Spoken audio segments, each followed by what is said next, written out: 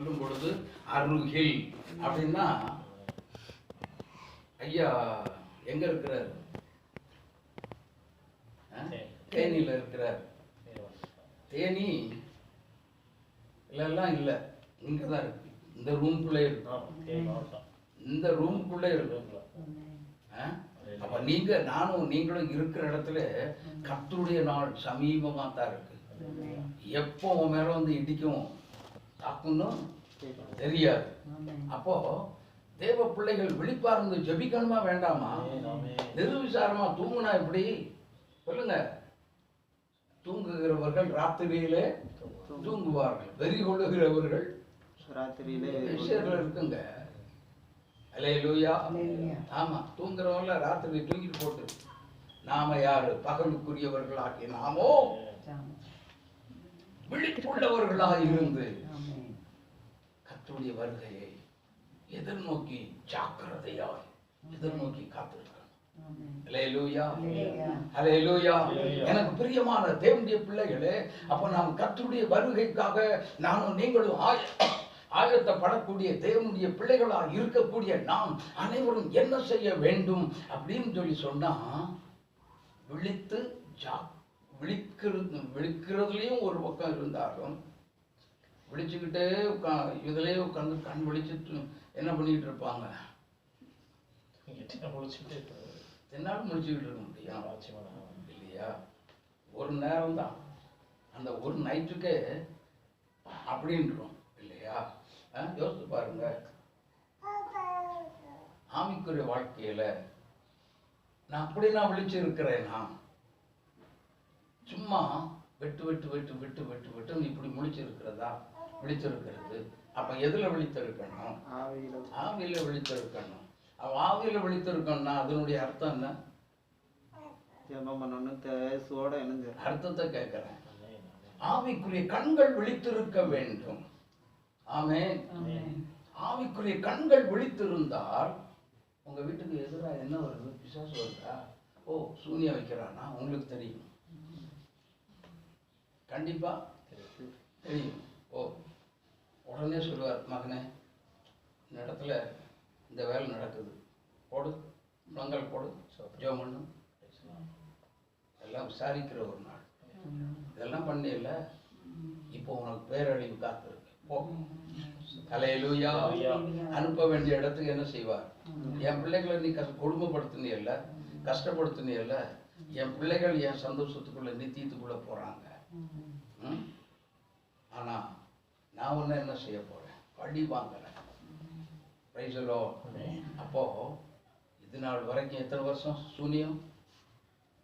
எத்தனை வருஷம் சூனியம் வச்சாங்க உங்க குடும்பத்துக்கு? 30 வருஷம் இருக்கும். 30 வருஷம்.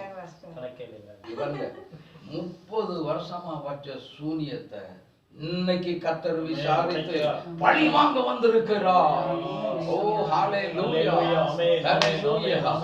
சும்மா உள்ளவர்கள தரிசனம் கொடுத்துதான் கர்த்தர் வந்தார். இன்னைக்கு அவர் பழி வாங்குகிற ஒரு நாள். ஆமென், ஆமென். துன்மார்க்கன் ஒரு அழிக்கிற ஒரு நாள். கிறிஸ்தவனா இருந்தும் செய்யணவாக்கி ஒரு தேவ பிள்ளைகளுக்கு விரோதமா சூனியம் வச்சு மாந்திரீகத்தை வச்சு அழிச்சிடலாம்னு நினைச்சா 15 பேர் அவுட்டு.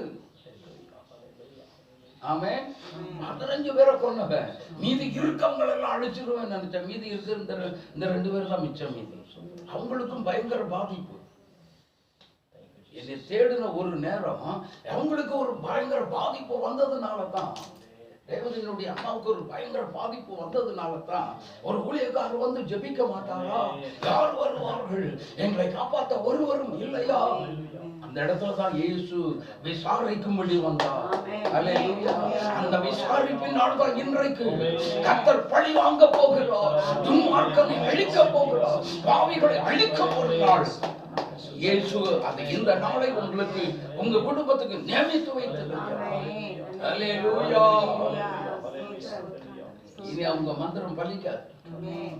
என்னதான் வைக்கட்டும், அவங்களுடைய மந்திரம் இனி பலிக்கவே பலிக்காது.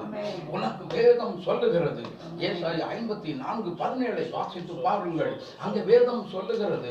என்ன சொல்லுகிறது என்று சொன்னார்? உனக்கு விரோதமாய் உருவாக்கப்படும் எந்த ஆயுதமும் வாய்க்காதே போகும். அல்லேலூயா. பழி வாங்க போறாங்க, அடி வாங்க போறாங்க. அல்லேலூயா. ஆமா, நீங்க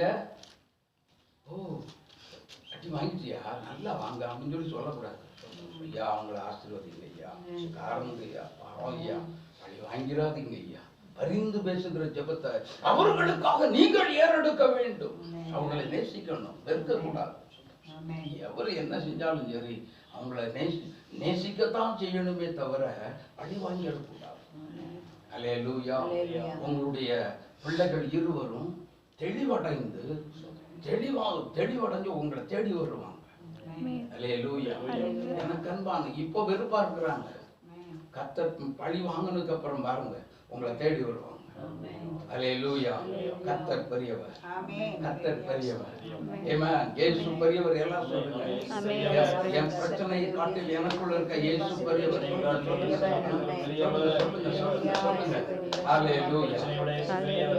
பெரியவர் எனக்குள்ளே, மிகவும் பெரியவர் எனக்குள்ளே, பெரியவர் எனக்குள்ளே.